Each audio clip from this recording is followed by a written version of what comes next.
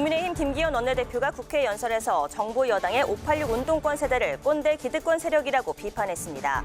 또 문재인 정부의 경제는 폭망하고 주택 지옥이 됐다며 국민의힘이 혁신으로 민생과 공정을 바로 세우겠다고 강조했습니다. 손실보상법이 국회 첫 관문인 상임위 소위 문턱을 넘었지만 소급 적용을 둘러싼 공방이 계속됐습니다. 여당은 피해 지원을 통해 사실상 소급 효과가 있다고 주장한 반면 야당은 민심에 역행하는 결과라며 반발했습니다. 대체공휴일법 논의가 국회 상임위에서 보류됐습니다. 국회 행안위는 대체공휴일법 개정안이 현행 근로기준법과 충돌할 소지가 있어 정부 측과 더 논의할 필요가 있다고 보고 오는 22일 다시 소위를 열기로 했습니다. 대기자의 시선으로 분석해보는 정가 동향, 모교 정치클럽 기자 대기자. 오늘은 취임 이후 연일 파격 행보를 보이고 있는 국민의힘 이준석 대표 체제와 정치권 세대교체 바람에 고심이 깊어지고 있는 민주당 상황을 짚어봅니다.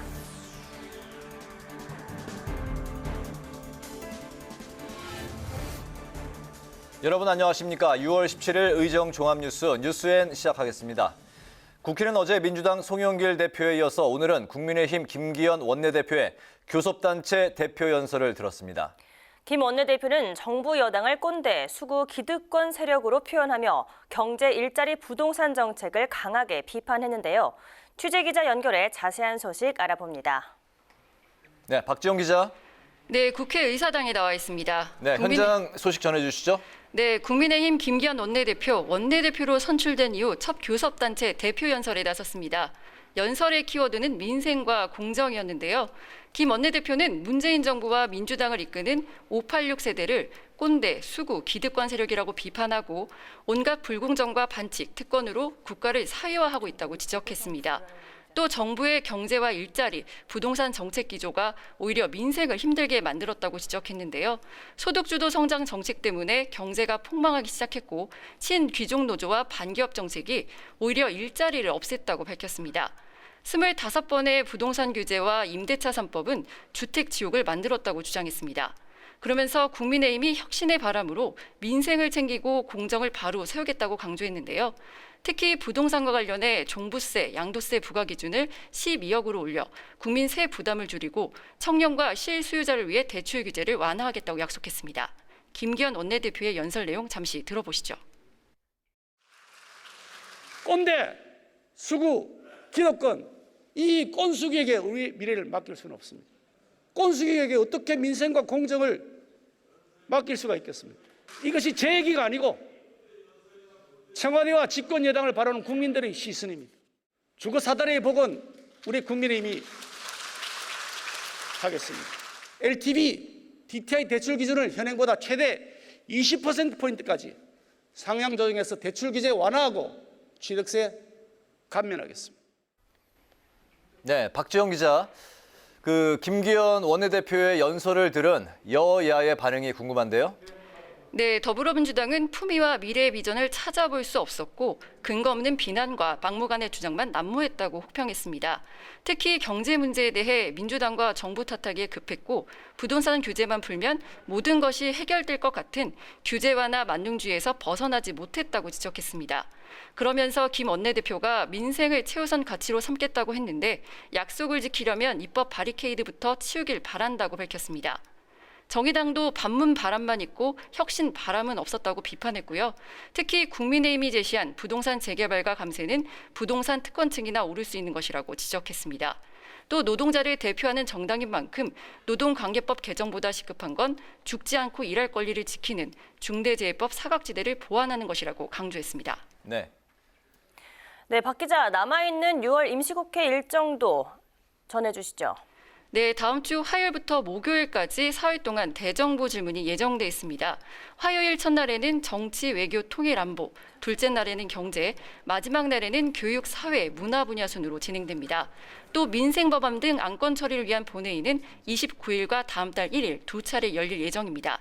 하지만 코로나19 피해 지원을 위한 손실보상법, 수술실 CCTV 설치법 등에 대한 여야 입장차가 큰 상황이어서 본회의 문턱을 넘기까지 상당한 진통이 예상됩니다. 지금까지 국회의사당에서 전해드렸습니다. 국회방송 박지영입니다. 네, 다음 소식입니다. 정부의 코로나19 방역 조치로 피해를 입은 자영업자와 소상공인 지원을 위한 손실보상 법안이 국회 산자중기위 소위를 통과했습니다. 소급 적용 조항은 빠지고 피해 지원 방안이 담겼는데 야당은 강하게 반발했습니다. 김동길 기자가 보도합니다.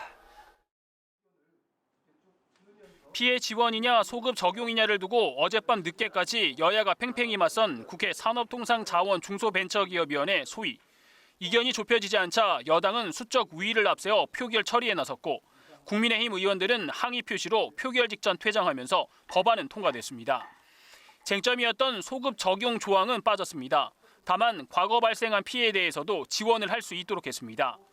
부칙에 법이 공포된 날 이전 코로나19 관련 조치로 발생한 심각한 피해에 대해서는 종합적으로 고려해 충분한 지원을 한다고 명시한 겁니다. 또 법 시행은 공포일로부터 3개월 후인데 보상은 법 공포 이후 발생한 손실부터 적용했습니다. 여당은 소급 보상은 입증 과정이 엄격하게 이루어져 보상 금액이 제한적이고 산정 기간이 길어질 수 있어 피해 지원 형태가 적합하다고 주장했습니다. 피해 지원의 방식은 더 신속하고 두터운 보상을 희망하는 소상공인의 상황을 반영하는 것과 함께 보상 시기와 절차 등 집행의 탄력성을 높여 효율적인 보상 방안을 수립할 수 있습니다. 국민의힘은 법안의 소급 조항을 명시해야 한다며 강력 반발했습니다. 정부가 행정명령을 내린 기관의 손실에 대한 소급 보상도 필요하다는 이유에서입니다. 지난해 정부의 행정명령으로 인한 피해는 아예 정부 여당의 고려 대상이 아니었고 돈 몇 푼 쥐어주고 생색낼 심산이었다는 것을 의미합니다. 정의당도 소급 적용이 빠진 가짜 손실보상 법안을 여당이 일방적으로 처리했다며 유감을 표했습니다. 여당은 이번 임시국회에서 손실보상 법안을 처리하겠다는 방침이지만 야당의 반발이 커 앞으로 산자중기위 전체 회의와 법사위 심사 과정에서 진통이 예상됩니다. 국회 방송 김동길입니다. 국회가 오늘 대체 공휴일 확대 법안을 논의했지만 결론을 내리지 못했습니다. 정부는 5인 미만 사업장에서는 제외하고 5인 이상 30명 미만 사업장은 내년부터 시행하자는 의견을 제시했습니다. 행안위는 다음 주 22일에 결론을 낼 방침입니다. 김동희 기자가 보도합니다. 대체 공휴일 확대 논의를 위해 열린 국회 행정안전위원회 소위. 여야는 큰 틀에서 이견을 보이지 않았습니다. 우선 문제는 현행 근로기준법과 충돌 가능성입니다. 정부는 오늘 회의에서 근로기준법과의 충돌 가능성 등을 이유로 법률 정비에 시간이 필요하다는 의견을 제시했습니다. 또 중소벤처기업부는 영세 중소기업의 적용 등의 난색을 표했습니다. 5명 미만 영세 사업장은 전체 사업장의 76.1%를 차지해 파급 효과가 크고 수용 여력이 부족하니 대상에서 제외하자는 겁니다. 또 5명 이상 30명 미만 사업장에서는 내년부터 공휴일이 의무 적용돼 휴일 격차 문제가 생길 수 있으니 근로기준법 시행일인 내년 1월 1일부터 시행할 것을 제안했습니다. 그러자 국민의힘도 법안 취지에는 공감하지만 속도 조절이 필요하다는 의견을 낸 것으로 알려졌습니다. 대체 공휴일 확대 법안을 결국 결론을 내지 못하고 오는 22일 다시 소위와 전체 회의를 열어 논의하기로 했습니다. 민주당은 6월 중 법안을 처리해 이번 8월 15일 광복절부터 적용한다는 방침입니다. 국회 방송 김동희입니다. 더불어민주당이 언론개혁에 칼을 뽑아들었습니다. 어제 송영길 대표가 언론이 클릭 경쟁, 제목 장사에 매진하고 있다고 맹비난했는데 오늘 당 미디어혁신특별위원회도 권력화된 포털로부터 언론이 독립할 수 있도록 포털 뉴스 배치를 구독제로 전환하겠다고 밝혔습니다. 보도에 임채원 기자입니다. 어제 국회 교섭단체 대표연설을 통해 언론이 클릭 경쟁만 하고 있다며 언론의 쓴소리를 퍼부었던 더불어민주당이 미디어 혁신 방안을 발표했습니다. 포털 뉴스 편집과 허위 보도 등에 대한 개혁 방안이 논의됐는데 특위는 우선 권력화된 포털로부터 언론이 독립할 수 있는 방안 마련에 치중했습니다. 사회적 합의를 통해 포털 뉴스 배치를 구독제로 전환함으로써 뉴스와 미디어를 사용자가 선택할 수 있도록 하겠다는 겁니다. 언론이 포털의 선택을 받기 위해 제목에 주력하는 클릭 경쟁을 해소하기 위한 대책입니다. 가짜뉴스, 왜곡 보도에는 징벌적 손해배상제를 도입할 계획입니다. 특위는 허위 정보 확산을 막기 위한 긴급 구제 조치로 정정보도 청구 즉시 기사의 청구 사실을 표시하고 열람 차단을 청구할 수 있도록 하겠다고 밝혔습니다. 특히 악의적인 허위 조작 보도는 손해액의 최대 5배를 배상하도록 할 방침입니다.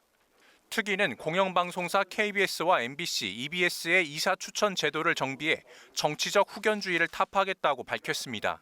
정치권이 아닌 시민사회 등에서 추천권을 행사하는 방안인데 이미 관련 법도 국회에 발의된 상태입니다. 민주당은 야당도 미디어 환경 개혁 논의에 동참할 것을 촉구했습니다. 언론 광고, 영업 생태계 개선을 위한 미디어 바우처법의 경우 입법 청문회 신청서가 접수돼 있다며 야당의 입법 협조를 당부했습니다. 국회 방송 임천입니다. 더불어민주당과 정부는 광주에서 발생한 철거 건물 붕괴 참사와 관련해 중대재해처벌법에 규정된 중대시민재해 범위에 건설 현장을 추가하기로 했습니다. 당정은 오늘 국회에서 열린 협의회에서 이 같은 방향의 중대재해법 개정을 6월 국회에서 처리하는 데 의견을 모았다고 당내 산업재해 예방 태스크포스 단장인 김영배 최고위원이 전했습니다. 이어 김 최고위원은 자치단체장 등이 총동원돼 자기 관할 내 안전점검을 하도록 하는 지역안전 대진단 프로젝트 가동도 당에 공식으로 요청했다고 밝혔습니다. 여권 대선 주자 빅3 가운데 처음으로 정세균 전 국무총리가 강한 대한민국 경제 대통령이란 슬로건을 내걸고 대통령 선거 출마를 공식 선언했습니다. 정 전 총리는 오늘 서울 마포구 누리꿈 스퀘어에서 대선 출마 선언식을 열고 포스트 코로나 시대의 불평등에 맞서는 경제 대통령이 되겠다고 밝혔습니다. 정 전 총리는 소득 4만 불 시대 달성에 공약을 제시하며 이를 위해 대기업 임원과 근로자 급여를 3년간 동결하자고 제안했습니다. 국민의힘이 사무총장의 한기호 의원을 정책위 의장의 김도읍 의원을 임명했습니다. 국민의힘은 오늘 최고위원회의와 의원총회를 잇따라 열고 이준석 대표 체제가 공식 출범한 지 나흘 만에 주요 당직자 인선을 마무리했습니다. 한기호 사무총장은 육군 중장 출신의 강원 지역 3선 의원이며 김도읍 정책위 의장은 검사 출신으로 부산 지역 3선 의원입니다. 차별금지법 제정을 촉구하는 국회 국민동의 청원이 10만 명을 넘어 국회 심사를 받게 된 가운데 국민의힘 이준석 대표가 차별금지법에 대해 시기상조라는 견해를 밝혔습니다. 이 대표는 오늘 라디오 인터뷰에 출연해 차별 부분도 폭넓게 다루자는 원칙론에 공감하지만 입법 단계에 이르기엔 사회적 논의가 부족하다며 이같이 밝혔습니다. 이어 대한민국 국민 중 상당수가 이 법안을 우려한다며 서두를 필요는 없다고 생각한다고 덧붙였습니다. 국회 사무처와 대전광역시가 오늘 MOU를 체결하면서 대전에 들어설 국회 통합디지털센터 건립이 본격화됩니다. 박병석 국회의장은 이번에 건립되는 국회 통합디지털센터는 국회 내 데이터를 통합 관리해 디지털 국회를 만드는 주춧돌이 될 것이라며 양 기관의 적극적인 협조를 당부했습니다. 국회 통합디지털센터는 국회 데이터센터 기능을 담당할 통합데이터센터를 비롯해 디지털 도서관과 전시관 등을 갖출 예정이며 내년 5월에 착공해 2024년 5월 준공을 할 계획입니다.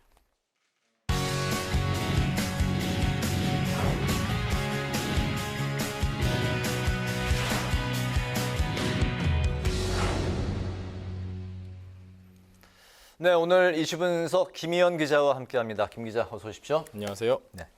야권의 유력 대선 주자인 윤석열 전 검찰총장이 정치권에 이제 메시지를 던졌어요. 네. 어떤 내용인지 먼저 말씀해 주시죠. 네, 윤석열 전 검찰총장 캠프의 이동훈 대변인이 말을 전했는데요. 윤 전 총장은 내 갈 길만 가겠다, 내 할 일만 하겠다고 밝혔습니다. 또 여야의 협공에 일절 대응하지 않고 국민이 가리키는 대로 큰 정치를 하겠다고도 전했습니다. 국민의힘 입당 시기와 관련해서는 다 말씀드려서 더 이상 할 말이 없다고 밝혔습니다. 네. 윤 전 총장의 이제 메시지를 하나하나 이제 좀 짚어볼까요? 먼저 그 여야의 이제 협공이라고 하면서 내 갈 길을 가겠다 이렇게 했는데 어떻게 해석이 될까요? 네, 윤 전 총장의 경우 우리가 야권의 대선 주자로 분류를 하잖아요. 그래서 이 여당의 공격은 이해가 되는데 네. 이 야당까지 묶어서 협공이라는 표현을 썼습니다.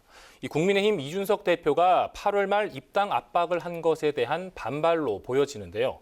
여당에서 윤석열 X파일을 언급하면서 견제를 하든 아니면 야당에서 입당을 압박하든 일단은 윤 전 총장 자신이 필요한 만큼 시간을 가지면서 스스로 판단할 테니 더 이상 왈가왈부하지 말라 이런 뜻으로 해석이 됩니다.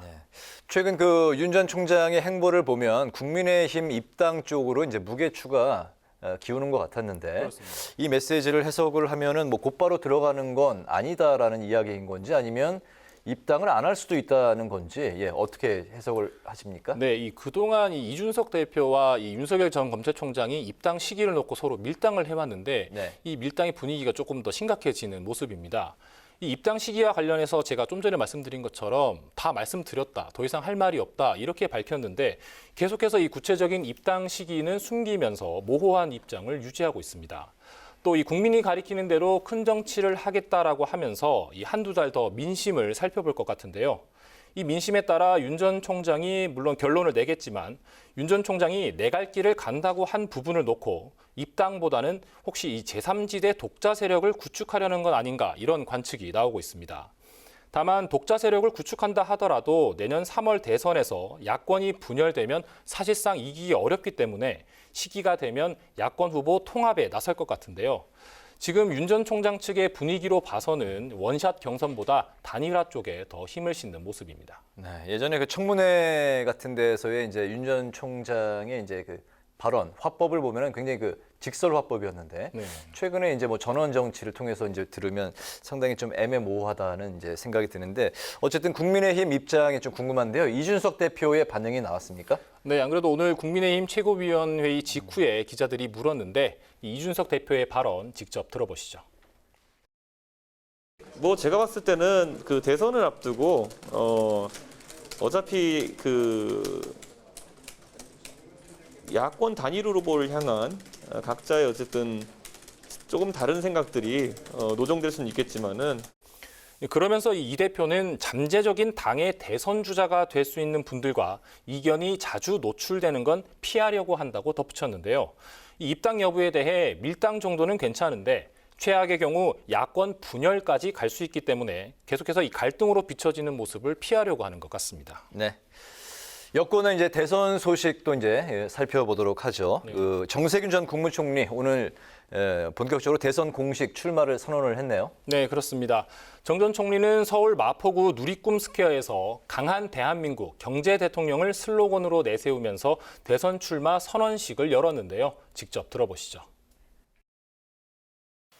지금 우리 국민은 불평등한 세상의 노예가 되느냐, 다 함께 잘 사는 나라의 주인이 되느냐 갈림길에 서 있습니다.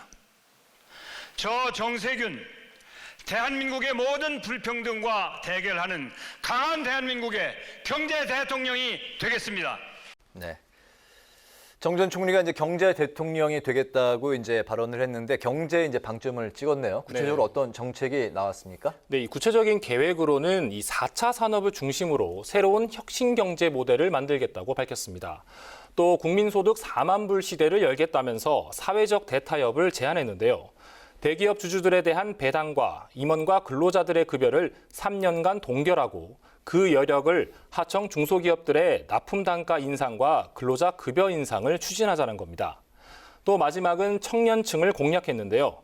청년 일자리 절벽을 돌파하기 위해 청년 고용 국가보장제를 한시적으로 도입하고 청년들이 사회로 나갈 때 쓸 수 있는 미래 씨앗 통장과 같은 기초자산 형성 프로그램을 개발하겠다고 밝혔습니다. 네. 최근 이제 뭐 지지율 여론조사에서는 이제 박용진 후보에게도 이제 좀 밀려났었는데 오늘 그 출마 선언식의 분위기는 어땠습니까? 네, 이 코로나 방역 문제로 참석자 제한 수는 99명으로 제한되긴 했는데 이 40여 명의 현역 의원이 참석하면서 두터운 당내 지지 기반을 과시했습니다. 특히 경쟁 상대인 이낙연 전 대표와 이광재, 김두관 의원도 참석했는데요. 여권 대선 주자 지지율 1위를 달리는 이재명 경기지사를 견제하기 위한 반 이재명 연대를 구축하는 게 아니냐는 해석이 나오고 있습니다. 네.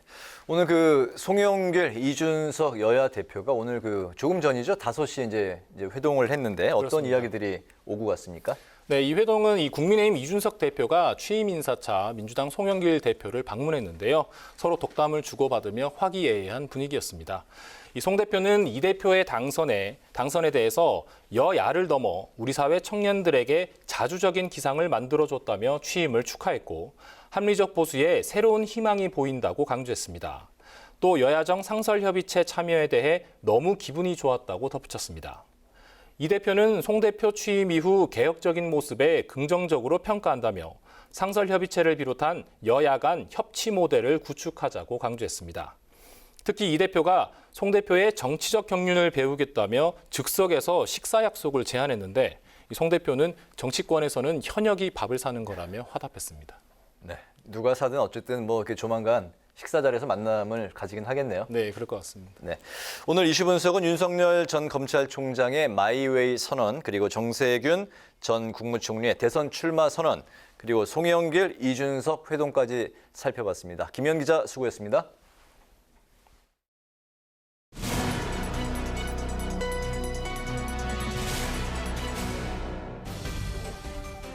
오늘의 정치톡 시간입니다. 6월 17일 사람들의 시선을 끈 정치 뉴스 만나보시죠. 오늘의 첫 번째 정치톡, 꽝 잡는 매입니다. 조만간 대선 출마 선언을 할 것으로 알려진 여당의 대권주자 중 한 명이죠. 추미애 전 법무부 장관. 추 전 장관이 출마 의지를 보인 이후 야권과 국민의힘 지지자들 사이에서는 추미애 나오면 땡큐다라는 의미의 추나땡이라는 말이 거론되고 있습니다. 추 전 장관의 출마가 여권이 아닌 야권에 더 도움이 될 것이란 의미인데요. 이에 대해 추 전 장관이 오늘 꽝과 매를 예로 들면서 반박에 나섰다고 합니다. 아마 언론이 추미애가 나오면 윤석열을 키운다라는 우스꽝스러운 프레임을 씌웠기 때문에 그런 거에 연동이 되신 거 아닌가 싶고요. 한마디로 꽝 잡는 매가 두렵다라고 저는 생각을 합니다. 저만큼 윤 총장을 잘 아는 사람이 없기 때문에 제가 꽝 잡는 매다. 윤 전 총장을 꽝에, 본인은 꽝을 잡는 매에 비유한 추 전 장관. 한마디로 야권 유력 대선 주자인 윤 전 총장을 잡을 적임자는 나뿐이다, 이런 의미입니다.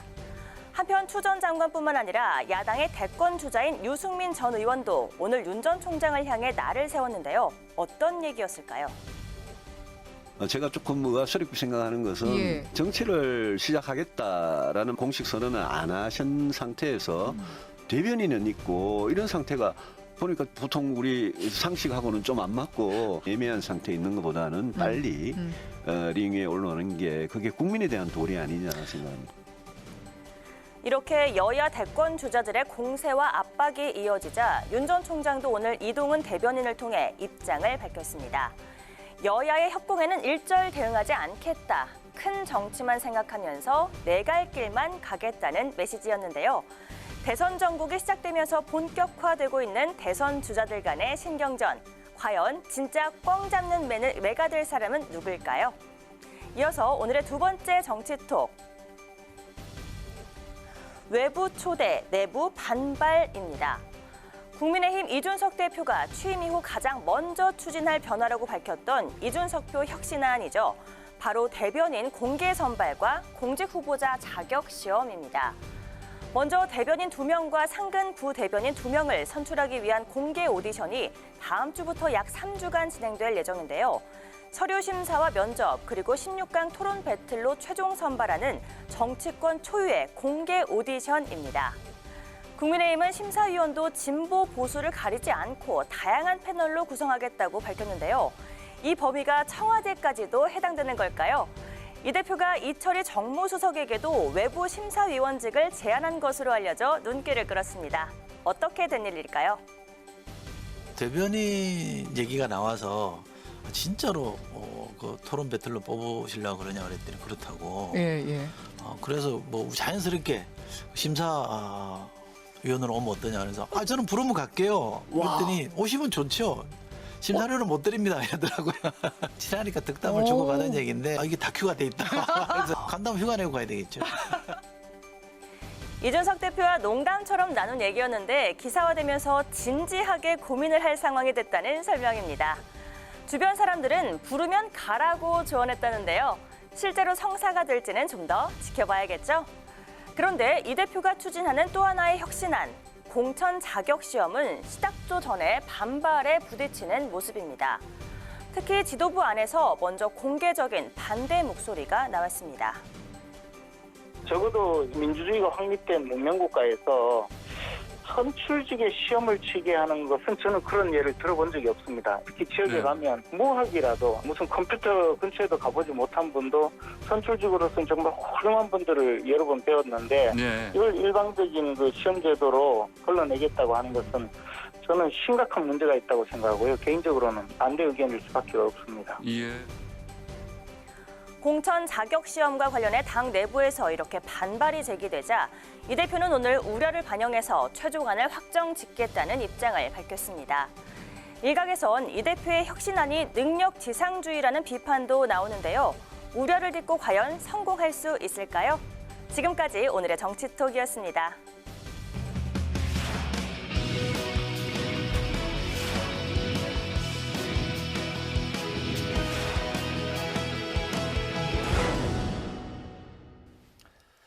네, 정치권의 동향을 대기자의 시선으로 짚어보는 목요 정치클럽 기자 대기자 시간입니다. 오늘도 최병묵 전 TV조선 해설위원 그리고 성한용 한겨레 신문 선임 기자와 함께하겠습니다. 두 분 어서 오십시오. 안녕하세요. 네, 오늘의 첫 번째 토크 주제로 들어가 보겠습니다. 먼저 최 의원께서 발제해 오셨죠? 네, 지금 사실 언론에 보면 온통 이준석 국민의힘 대표 얘기뿐입니다. 네. 그래서 이제 여의도에서 그동안 통용되던 여러 가지 정치 스타일과는 다른 시도를 많이 함으로써 눈길을 끌고 있는데 오늘 그 얘기를 해보자 이렇게 제안을 하겠습니다. 네. 30대 당대표 시대를 연 국민의힘 이준석 대표인데요. 취임 이후부터 일거수일투족이 내내 이제 파격 행보로 또 이슈가 되고 있습니다. 기존의 이제 정치 문법을 깨트리고 현재 그 당 지지율이 40% 정도까지 이제 근접하고 있는 상황인데 젊은 층의 이제 입당 러시도 이어지고 있는 상황입니다. 이준석 대표 이제 취임 이후 행보 두 분 어떻게 평가하시고 당 안팎의 평가는 어떤지 좀 먼저 들어보겠습니다. 네, 사실 지금까지 보면 며칠 안 됐지 않습니까? 그러다 보니까 이제 출발은 좋다. 더군다나 지금 말씀하신 대로 특히 젊은 층 2030이나 아니면 심지어 지역적으로 보면 호남 쪽에서도 그 입당 러시가 있다. 이러니까 그게 국민의힘으로서는 그동안 보지 못했던 거거든요. 네. 이건 이제 확실히 이준석 효과다. 이렇게 얘기를 할 수가 있고. 그다음에 대변인단 공개 토론회를 거쳐서 뽑겠다. 이런 것도 새로운 시도다.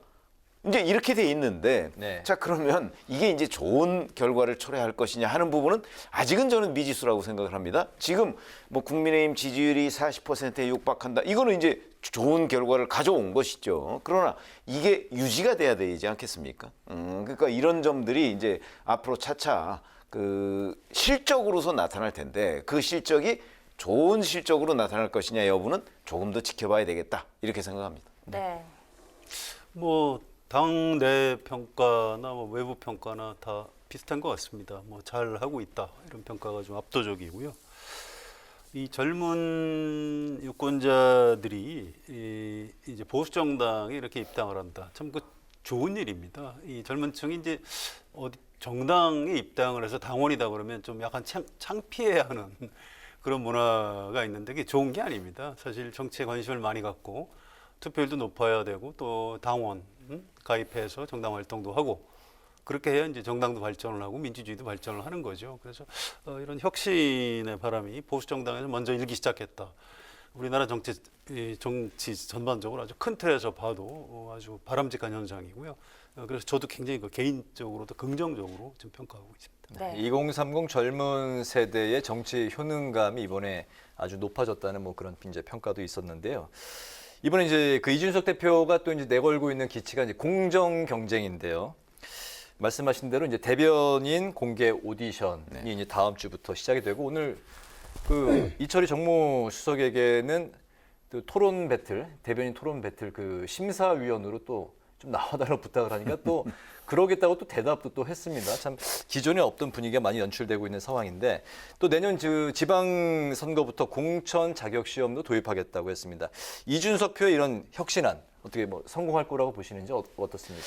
글쎄요. 예를 들어서 이제 저는 아까 제가 말씀드렸듯이 새로운 시도라는 것은 분명합니다. 그러나 그 새로운 시도가 꼭 성공한다는 보장은 없는 거죠. 예를 들어서 공개 오디션 그런데 말만 잘한다고 그럼 대변인이 될 것이냐. 대변인은 기본적으로 그 당의 입장을 대신 설명해 주는 사람 아닙니까? 네. 자, 그렇다면 국민의힘 대변인과 민주당 대변인, 정의당 대변인은 엄연히 달라야 돼요. 네. 그렇지 않습니까? 그렇죠. 그 당이 지향하고 있는 정책, 철학 뭐 이런 것들이 서로 다르지 않습니까? 네. 그러다 보면 누군가가 말을 잘하는 사람을 정말 뽑아놨는데 국민의힘의 정신과 철학과 전혀 별로 관련이 없다. 뭐 물론 이제 토론하는 과정에 저 사람은 우리랑 잘 안 맞는구나 뭐 이건 자연스럽게 네. 드러나긴 하겠지만 어찌 됐든 간에 그런 시도가 과연 정확한 그 선발 방법이냐 하는 데 좀 이의가 제기될 수 있고, 공천 자격 시험이라는 것도 사실은 지금도 면접은 보고 있습니다. 그렇죠? 면접도 일종의 시험이죠. 네. 그러나 이제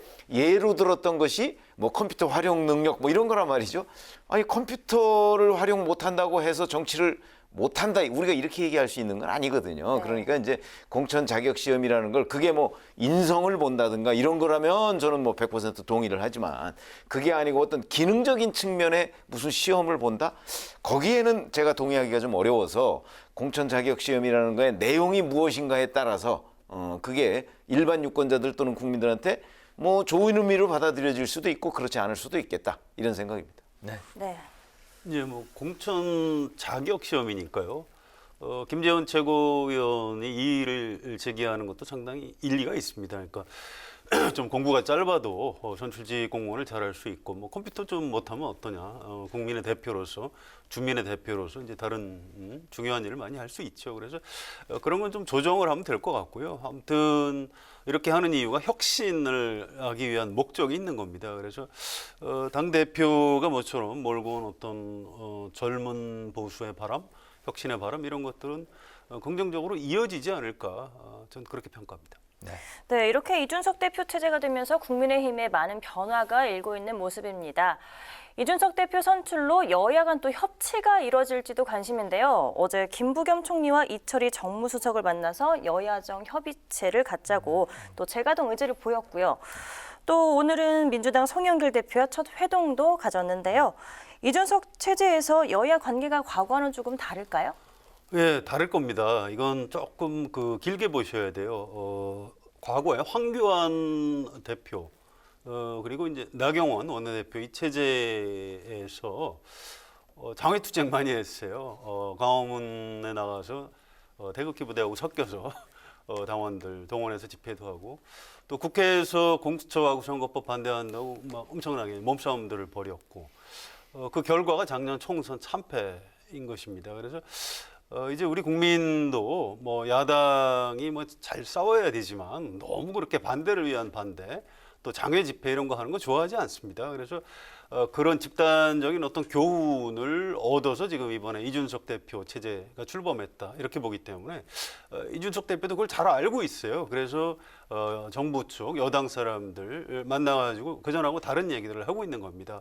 여야정 국정상설협의체가 아마 될 겁니다. 물론 나중에 합의문이 얼마나 나올지 는 잘 모르겠습니다만, 그거 자체를 이준석 대표가 거부할 가능성은 없는 거죠. 그래서 그전하고 확실히 좀 다른 모습을 보일 걸로 예상이 됩니다. 네. 그렇죠. 예를 들어서 다른 국정 현안과 뭐 여야 영수회담 또는 여야정 상설협의체 뭐 이런 부분을 연계해서 뭐 하나가 잘못됐다고 해서 이것도 우리가 안 한다, 아마 이런 식의 투쟁 태도는 이준석 대표 이 시절에는 아마 좀 바뀔 거예요. 저도 그 부분은 동의를 하는데, 자, 그러나 그 내용으로 들어가 보면, 이런 외형적인 거 말고 내용으로 들어가 보면 민주당과 국민의힘 간에는 정책적 차이가 워낙 커요. 그렇게 본다면 이준석 대표가 아무리 뭐 태극기 세력이나 이쪽하고 거리를 두겠다 이렇게 선언을 했지만, 그쪽의 주장을 받아들이진 않더라도 그쪽의 주장과 상당 부분 유사한 것이 국민의힘 그 주장일 경우도 또 꽤 있거든요. 정책적으로 보면. 그런 점에서 본다면 실제 더군다나 대선을 앞두고 있는 상황에서 어차피 민주당 후보와 국민의힘 후보 간에 상당한 정도의 노선 차이가 있을 거란 말이죠.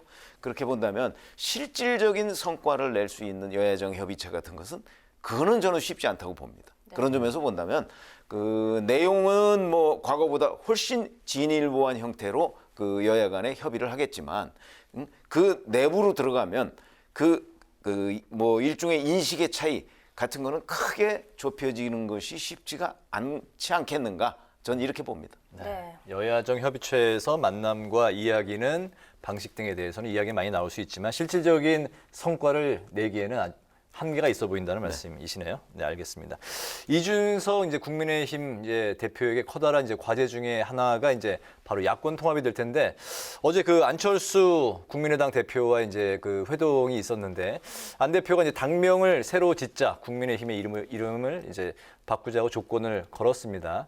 이준석 대표가 이제 바로 거부 의사를 밝혔는데 합당 조건을 이렇게 이제 꺼내든 이유가 이제 무엇이고 또 이준석 대표가 앞으로 이제 어쨌든 이제 통합을 위해서 노력을 해야 될 텐데 앞으로 이제 어떻게 대응을 해 나갈 것인지 먼저 최 의원님부터 말씀 들어보겠습니다. 그렇죠. 안철수 대표가 사실은 그 서울시장 보궐선거 때까지만 해도 뭐 무조건 합당 얘기도 있었고요. 더 큰 국민의힘 뭐 이런 발언도 했었습니다. 그러다 보면 이제 본인이 결국은 국민의힘으로 들어가서 뭔가 자기 어찌 보면 제2의 정치 인생 같은 걸 시작하겠다 이런 시사로 받아들여졌는데 지금 이제 최근에 들어와서는 당명을 바꾸자까지 나왔단 말이죠. 네. 근데 당명을 바꾸는 건 잘 아시지만 지금까지는 그 당이 난국에 처해서 비대위 같은 걸 거치면서 대개 당명을 바꾸는 이런 패턴을 보여왔거든요. 근데 지금 국민의힘은 이준석 대표가 취임한 이후에 사실은 여기 아까 조금 전에 우리가 말씀드렸듯이 무슨 뭐 2030 뭐 호남 지역에서도 입당 러시가 있는 등 굉장히 분위기가 좋아요. 네. 그러니까 지금 당명을 바꿀 이유가 없는 거죠. 그런데도 안철수 대표가 저런 그 조건을 걸고 나왔다는 거는 물론 이제 협상을 앞으로 해봐야 되겠습니다만 아마 국민의힘과 국민의당의 합당 이 문제에 대해서 뭔가 발을 빼려고 하는 것 아닌가. 저는 그렇게 이해를 하고요.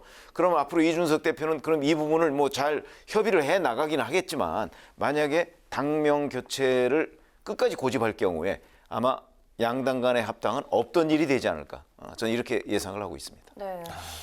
글쎄 이제 저는 뭐 일단 전망부터 하자면 결국 합당을 할 것 같아요. 그런데 이제 안철수 대표가 이렇게까지 나오는 약간 무리한 요구죠. 이렇게까지 나오는 이유가 좀 있는 겁니다. 이분이 2011년 또 2012년부터 정치를 한 분인데 그때 그 당시 한나라당이죠. 그쪽 세력의 확장을 막기 위해서 내가 정치를 하겠다. 명분을 그렇게 잡았었어요. 네. 그 이후에 이제 계속 중도 노선을 걷다가 이제 보수 쪽하고 합당을 해야 되는 겁니다. 명분이 필요해요. 합당할 때 기자들이 물어볼 겁니다. 아니 옛날에 한나라당 세력 막기 위해서 정치를 한다고 그러셨는데 이게 어떻게 된 겁니까? 명분을 잡으려면 뭔가 지금 보수 정당인 국민의힘의 당명을 이렇게 바꿔서 나의 중도 노선과 이렇게 합쳐서 이렇게 새로운 방향으로 가는 거다라고 설명을 해야 되는 겁니다. 그 측면이 하나 있고요. 또 하나는 안철수 대표의 지금 마지막 목표가 뭘까요? 대통령 되는 겁니다. 그래서 결국 국민의힘하고 합당을 해서 그 안에서 경선을 해서 이겨야 되는 거죠. 그래서 그 유리한 고지를 선점하기 위해서 지금 일종의 삿밭 싸움을 벌이고 있다 이렇게 보시면 되고요. 그러저러한 곡절에도 불구하고 다른 선택지가 있는 것 같지는 않아요. 결과적으로 합당은 되지 않을까 저는 그렇게 예상을 합니다. 네. 네, 이 당명 때문에 합당이 안 될 수도 있다. 네. 또 당명 상관없이 합당이 될 것이다 의견이 갈렸는데요. 국민의힘 입장에서는 현재 사실 합당보다 중요한 것이 윤석열 전 총장의 입당 여부일 겁니다. 이 대표는 8월 대선 버스 정시 출발론을 강조하고 있고요. 윤 전 총장 측은 6월 말에서 7월 초로 이제 등판 시기를 예고를 했는데요. 반문 빅텐트 얘기를 꺼냈습니다. 이 반문재인 세력으로 구성된 빅텐트를 만들겠다 이런 얘기인데 양측의 밀당 어떻게 될 것이라고 예상하시나요? 글쎄요, 뭐 정치라는 게 이렇게 그 양쪽이 이제 그 약간 다른 무기를 갖고 지금 싸우고 있는 거죠. 윤석열 전 총장은 야권에서 엄청난 그 높은 대선 주자로서 지지도가 있는 거고요. 또 지금 이쪽에 이준석 대표의 국민의힘은 국회의원 100명 이상을 가지고 있는 집권 경험이 있는 엄청난 그 제1야당입니다. 네. 그래서 어떤 정당의 조직 기반 또 대선 주자 개인의 어떤 높은 지지도 전혀 다른 장기들을 갖고 있는 두 장수가 지금 이제 씨름을 시작했다 이렇게 보시면 되고요. 상당 기간은 이 서로 물러서지 않을 것 같아요. 그래서 6월 말이나 7월에 윤석열 전 총장이 정치를 내가 하겠다라고 선언을 해도 뭐 당장 입당을 하거나 합당을 하거나 같지는 않습니다. 윤석열 전 총장 쪽에서는 어떤 자기 지지 기반을 별도로 좀 마련을 해서 최대한 이 몸집을 불려서 나중에 국민의힘을 거의 흡수하다시피 하는 이런 그림을 아마 지금 생각하고 있는 것 같아요. 국민의힘에선 어림도 없다. 이제 이렇게 얘기하고 있죠. 그래서 앞으로 이제 이 대목이 내년 3월까지 가는 대선 국면에서 굉장히 좀 흥미로운 관전 포인트가 될 것 같습니다. 네. 글쎄요, 뭐 수시로 좀 그 정치라는 게 늘 변하죠. 그런데 그 6말 7초 이게 이제 등판식이라고 얘기를 했습니다. 그런데 오늘은 이제 내 갈 길을 가겠다 이렇게 그 대변인을 통해서 얘기를 했는데 엊그제는 또 그게 아니고 이준석 대표의 시간표와 윤석열 전 총장의 시간표가 상충되지 않을 것이다. 또 이렇게 얘기를 한 적이 있거든요. 그렇게 따진다면 결국 국민의힘과의 어떤 식으로든 연대를 할 것이라는 거고 그다음에 이준석 대표가 제시한 것은 8월 중하순까지가 마지노선이다. 이렇게 되면서 8월 정시 출발론 얘기를 했지 않습니까? 그렇게 본다면 그 두 가지가 상충되지 않는다는 거는 8월 말 정도까지는 윤석열 전 총장이 국민의힘과 어떤 식으로든 손을 잡든 입당을 하든 뭐 그걸 결론을 내겠다는 것으로 받아들여지거든요. 그러니까 그게 물론 유동적이긴 하지만 근데 저는 그런 점으로 본다면 지금 윤석열 전 총장이 얘기하는 반문 빅텐트라는 거 물론 그렇게 하면 좋죠. 윤석열 전 총장으로서는 자기가 주도권을 쥐고 국민의힘도 n분의 1로 윤석열이라는 텐트 밑에 다 들어간다 이런 건데 과거에 우리 정치권에서 그런 일이 꽤 있었습니다. 그런데 모두 실패했더군요. 그런 걸 보면 아마 윤석열 전 총장의 반문 빅텐트로는 저는 곧 한계에 부딪힐 거라고 보고요. 그러면은 윤석열 전 총장의 이 대선 가도가 국민의힘에 입당을 하든 연대를 하든 이 시기가 그렇게 별로 늦어지지 않을 것이다. 저는 그렇게 전망하고 있습니다. 제가 조금만 보탤게요. 지금 최 의원님 말씀이 굉장히 일리가 있는 얘기입니다. 서울시장 보궐선거 때 안철수 대표가 서울시장 될 걸로 다들 생각했는데 실제 벌어진 장면은 그렇지가 않죠. 국민의힘에서 나경원, 오세훈 이 두 분이 경선을 해서 이벤트 효과가 있었고요. 나중에 결국 안철수 대표가 지고 말았죠. 정치라는 게 그런 겁니다. 지금은 윤석열 전 총장이 엄청난 지지율을 가지고 있지만 나중에 일정대로 국민의힘이 뚜벅뚜벅 경선을 시작하게 되면 그쪽으로 눈길이 쏠릴 겁니다. 그러면 지금 좀 약해 보이는 후보들도 지지도가 올라갈 수 있고요. 그분이 지난 서울시장 선거처럼 바깥에 있던 제3세력을 꺾을 가능성도 있는 겁니다. 그래서 이런 부분은 지금 지지율에 너무 이렇게 고정시켜서 보실 필요가 없고요. 좀 여유 있게 좀 한 걸음 떨어져서 좀 전망하는 게 좋을 것 같습니다. 오늘 그 추미애 전 장관이 또 꽁 잡는 매 역할을 자처하면서 이제 저격수로 나서겠다 이제 뭐 이런 대선 출마 시사하면서 이런 발언도 있었는데 그 이동훈 또 이제 대변인이 오늘 또 이제 그런 이야기도 했잖아요. 그 여야의 그 협공에 말리지 않고 내 갈 길을 가겠다 이런 이제 전언이 또 있었는데 국민의힘에 그 들어가겠다는 건지 아니 안 들어가겠다는 건 참 그러니까 헷갈립니다. 그 이준석의 시간표와 윤석열의 시간표가 상충되지 않을 것이다라고 하면 국민의힘에 들어가겠다는 것처럼 들리고 오늘 내 갈 길을 가겠다고 하면 마치 제3지대로 갈 것처럼 들리잖아요. 그러니까요. 근데 그 두 가지를 저는 다 종합해서 본다면 국민의힘에 들어가더라도 내 시간표대로 들어가겠다. 저는 그렇게 이해를 하고 있거든요. 그런 것이기 때문에 오랫동안 제3지대 왜냐하면 6월 말 7월 초고 이준석 대표가 제기한 거는 8월 말까지가 시한이란 말이죠. 그럼 그 사이에 한 2달 정도의 기간이 있어요. 저는 이 기간 동안에 이제 본인이 뭐 여러 가지 여론이나 이런 걸 들어서 자기 주도적으로 국민의힘과의 뭐 연대든 입당이든 이걸 결정하겠다 이렇게 이해하고 있습니다. 여론조사 지지도가 아마 그분들의 운명을 결정하게 될 겁니다. 좀 지금부터 지켜보시죠. 알겠습니다.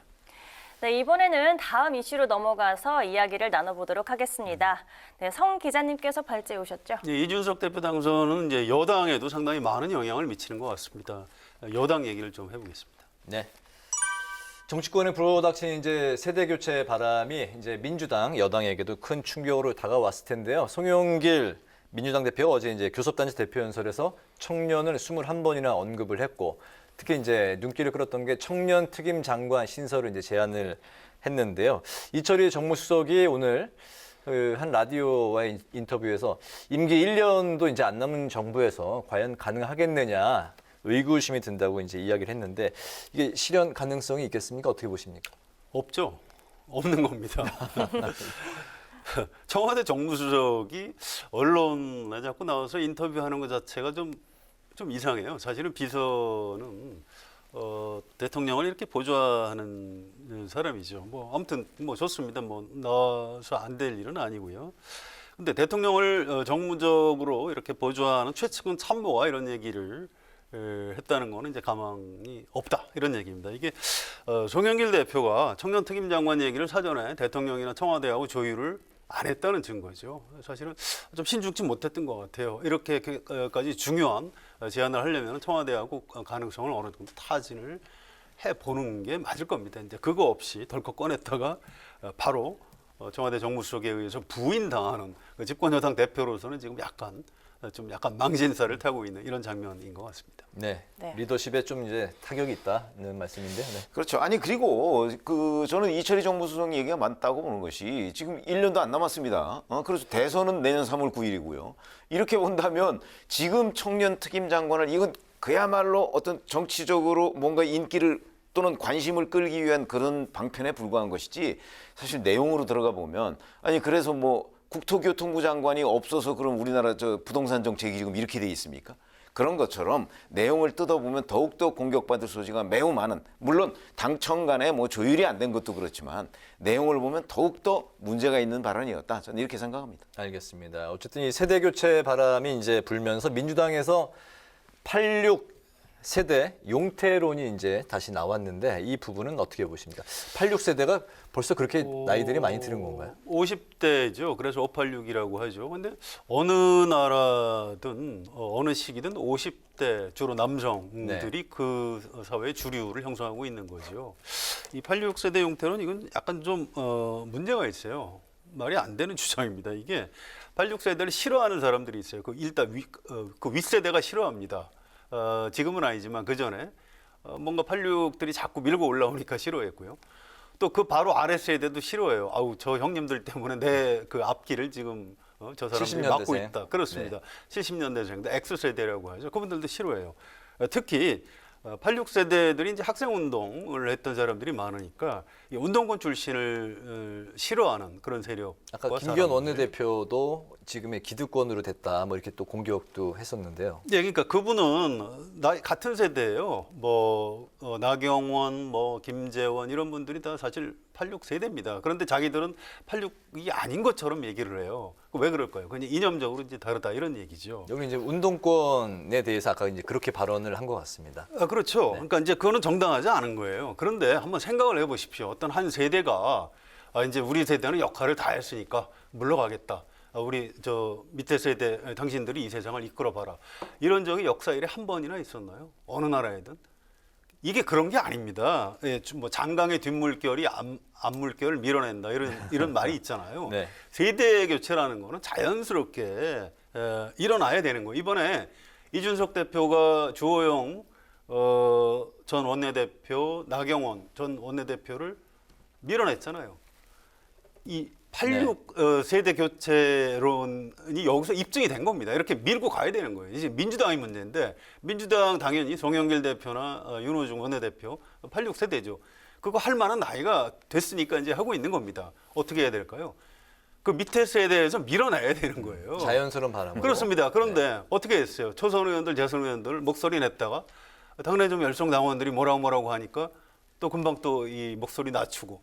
아니 그런 정도 결기를 가지고 어떻게 586 세대를 밀어냅니까? 저는 그 민주당 안에 있는 그 아래 세대들이 좀 더 분발을 해야 된다고 생각합니다. 분발하면 밀려날 수도 있는 거군요. 밀어내야 되는 거죠. 네. 왜 용퇴하지 않느냐라는 말은 성립하지 않는다고 생각합니다. 밀려나는 게 맞다고 생각하시는 건가요? 그렇습니다. 86세대가 이제는 자리에서 한 발짝 물러나야 된다? 아니 물러나는 거는 86세대 스스로 물러나라는 얘기 아니에요. 그건 말이 되지 않는다는 거죠. 네. 그 아래 세대가 힘과 실력을 갖고 밀어내야 되는 문제인 거죠. 힘과 실력을 갖고 밀어내야 된다. 알겠습니다. 그렇죠. 그렇게 되면 뭐 아주 자연스럽게 이제 86세대가 용퇴하는 게 용퇴가 아니죠. 퇴진하게 되는 거죠. 근데 문제는 86세대가 처음에 등장하게 된 것은 사실은 2000년 김대중 전 대통령 때 그 총선을 통해서 대거 들어왔단 말이죠. 네. 근데 그 사람들이 그 2000년부터 지금까지 거의 20년간을 지금 현재의 민주당 계열, 그러니까 그 당시 새천년 민주당, 열린우리당, 그 다음에 지금 민주당, 더불어민주당까지 이렇게 해서 20년 동안을 어찌 보면 누려온 거예요. 근데 숫자가 굉장히 많아요.